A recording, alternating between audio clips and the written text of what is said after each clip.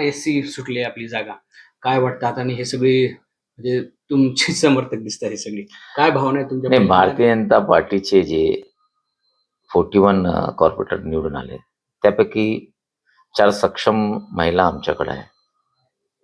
एक वंदना मगरे आहे, ॲडव्होकेट रीमा खरात आहे, मिसेस कुरिल आहे आणि श्रद्धा साळवे. हे चारही कॅपेबल लोक आहे.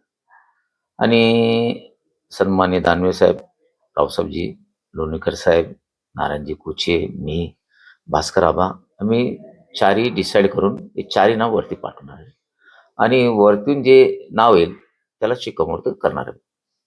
त्यातल्या त्यात म्हणजे पक्षाचं काय हे आहे धोरण म्हणजे की ह्या 4 नावापैकी कोण नाही, जास्त ते असते ते असते? त्यावर आम्ही काही भाष्य करणार नाही. कारण हे बघा, एक लक्षात ठेवा, यात कॉम्पिटिशन म्हणजे असं काही नाहीये. जे वरतून जे येणार आणि वरतून जे ज्यांना वाटत असेल वरिष्ठांना, ते निश्चित करणार आहे. पहिल्यांदाच महानगरपालिका आणि त्यावरती महिला आहे. मग अर्थात तुमच्या नेत्यांच्या पण काही वेगळ्या अपेक्षा असतील समजा. जसं की आपण नाही नाही नाही नाही, आम्ही भारतीय जनता पार्टी म्हणून एकजूट आहे. बरं.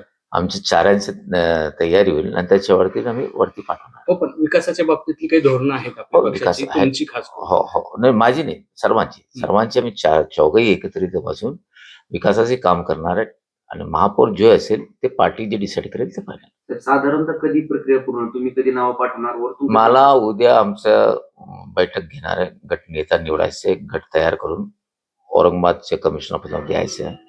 त्याच्यानंतर मला वाटतं की कॉर्पोरेशनचं इलेक्शन हा एकंदरीत 30 तारखेला लागेल. कारण 6 दिवस लागतात त्याला. माझ्या माहितीने, आय डोंट नो एक्झॅक्टली, पण 30 तारीख लागतात कॉर्पोरेशन. 30ला जालन्याचा महापौर डिक्लेअर होईल.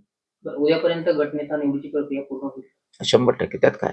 आता मित्रपक्ष किंवा विरोधकांना पालिकेच्या कामकाजात कसं स्थान असेल? नाही, मी तर नेहमी सांगतो की बाबा ठीक आहे, इलेक्शन पर्यंत आपण लढू आणि इलेक्शन नंतर जेव्हा खुर्चीवर बसतो तेव्हा राजधर्म असतो आणि राजधर्म सर्वांना घेऊन चालावं लागतं. ते शिवसेना असेल, काँग्रेस असेल किंवा एम असेल किंवा अपक्ष असेल, आम्ही सर्वांना तर मदत करू. तसं काही नाही की असं नाही की आम्ही बसलो आणि तुम्हाला इनजस्टिस करणार, तसं काही होणार नाही.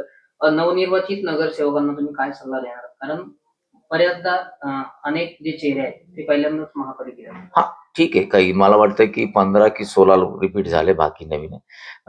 आमच्या पार्टीच्या वतीने सांगतो मी, काल आमच्या पार्टी मिटिंग सांगितलं की नवनिर्वाचित आणि जुने यांना एक शिबिर द्या 1-2 दिवस, की सभागृहामध्ये तुम्ही कोणते मुद्दे उपस्थित करायचे, नगरपालिकेचे नगरसेवकाचा बिहेवियर कसं राहिलं पाहिजे, अधिकारीशी कसं बोललं पाहिजे, हे आम्ही बोलणार आहे. आणि सन्मान्य कलेक्टरला काल माझी बोलणं झालं होतं, ते पण बोललो आम्ही गव्हर्नमेंटच्या लेवलवर ते पण प्रशिक्षण देण्याची तयारी त्यांची आहे. बरं, जालनेकरांनी तुमच्यावर विश्वास ठेवला, एक हाती सत्ता तुमच्या हातात दिलेली आहे. पहिल्यांदा कोणत्या कामाला प्राधान्य असेल तुमचं शहरातल्या? हे बघा, मी या अगोदर सांगितलं, पिण्याचं पाणी आम्ही रोज करू आणि जे कचरा पडतो डेली त्याचंही आम्ही विल्हेवाट कसं करायचं आणि त्याचा कोयला तयार करायचं ते करू. मुकट जनावरांचा प्रश्न आहे, 3-4 जे प्रश्न आपण प्राधान्याने करणार. ओके.